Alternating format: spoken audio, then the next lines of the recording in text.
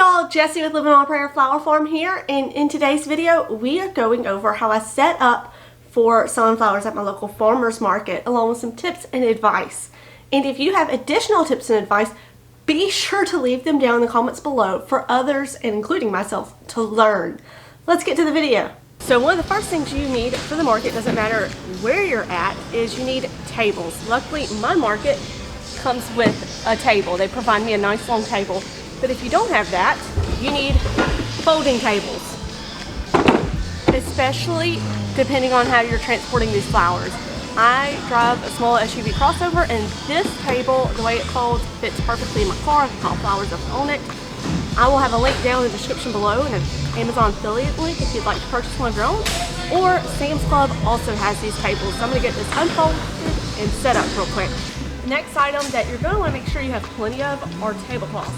As beautiful as this is with our tables, tablecloths really help give that finished look. So you've got two options. You've got one that just kind of hangs over, or my favorite are these stretchy tablecloths that look really nice and professional. Once again, links will be down in the comments, but you want to have multiple. You want this one to go over the table itself, and then this to drape over your tiered look. So let me get these tablecloths on and I'll show you what that looks like.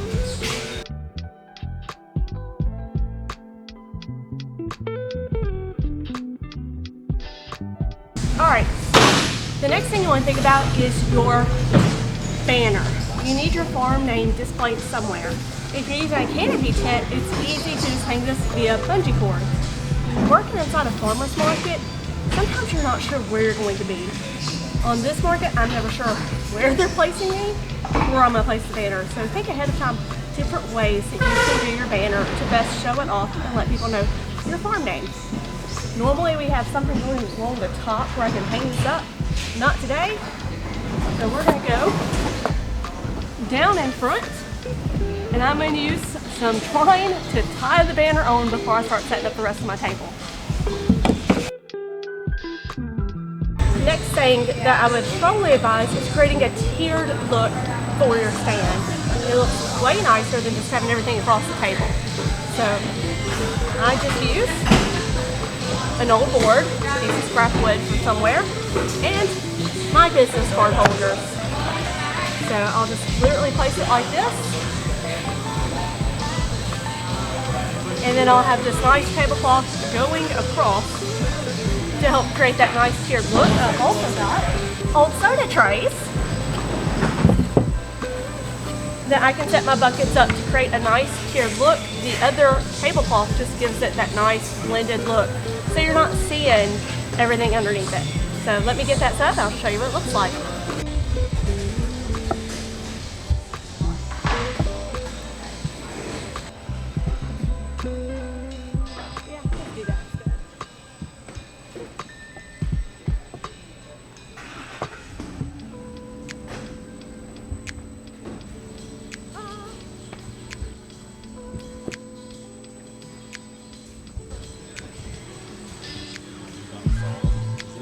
About died.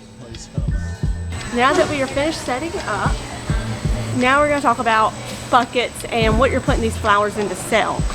So I've got several buckets here. A lot of people think you need these beautiful, fancy, skinny buckets to sell flowers in. Let me show you what the flowers look like in those.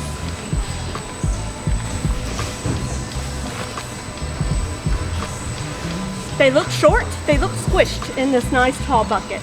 I prefer to use these buckets to bring my backup flowers in.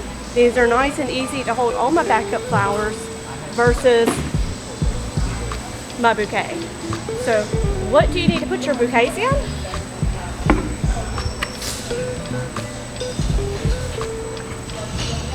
Short buckets like these are perfect. They're not too closed on the outskirts, nice and wide.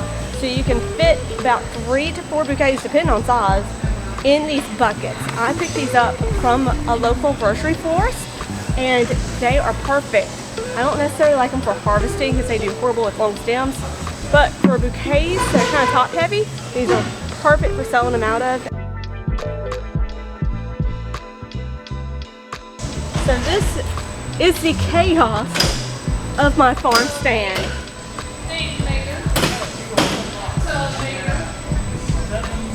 So I always bring this table so I can make bouquets while I'm here.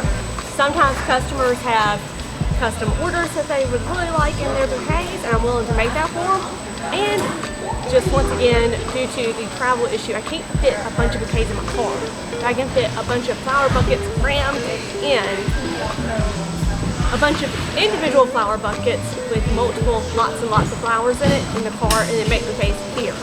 So that's what I do, and that's what this table is for. I've got my craft paper, all of this. Plus, people just love seeing you make bouquets and knowing that they are really that fresh. So let's go over a few tips and advice when it comes to this farm stand. All right, so one of the rules that all farmers go by is pile it high, watch it fly. So make sure that you've always got these nice and full until you're absolutely running out. Make bouquets throughout the market to keep these full. Maybe make some and keep them behind your table that you can put out as soon as these are bought. Always bring a spare large bucket to put your stems in, your trash, all your garbage. You don't want it just sitting on the floor. And then always bring another spare bucket of 2 for bouquets to go in. Offer to your customers that you will hold the bouquet for them while they continue to shop. You get that money first. Bring a pen, write their name on the back of the tag so you don't forget who's is who. And that way you'll have a lot more customers instead of going, oh, I'll pick one up on the way out. Oh, well, you know what? I can hold that for you, and you can grab it on your way out if you want to go ahead and pay for it. That way they're not forgetting you, and if they do forget the bouquet, just donate it to the nursing home. If you are doing this outside in a tent area, make sure you have walls going up so that your flowers are not exposed to the sun. The sun is really going to deteriorate your flowers and cause them to fade a whole lot faster, and they will not do good, especially things like basil. They'll look terrible.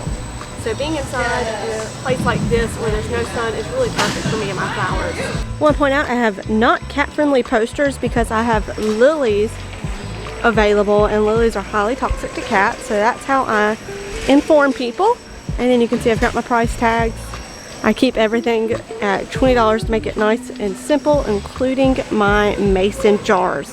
And if somebody wants a bouquet, but they want it in a jar that I've already made, I charge $5 for the jar. Another tip or a piece of advice I have for you is all these flowers, these are leftovers from my market. They did not sell. Instead of discounting them or giving them away to other people, I donate them to the nursing home. That's common practice with flower farmers.